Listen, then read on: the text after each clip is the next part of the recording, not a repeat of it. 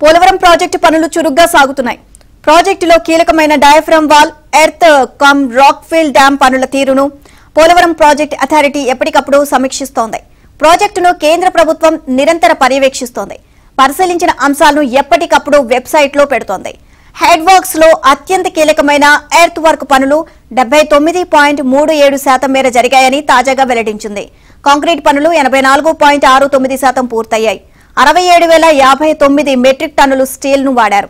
పోలవరం కుడి ప్రధాన కాలువ పనుల్లో ఎర్త్ వర్క్ పూర్తయింది. ఎడమ ప్రధాన కాలువకు సంబంధించి 94.96% పని పూర్తయింది.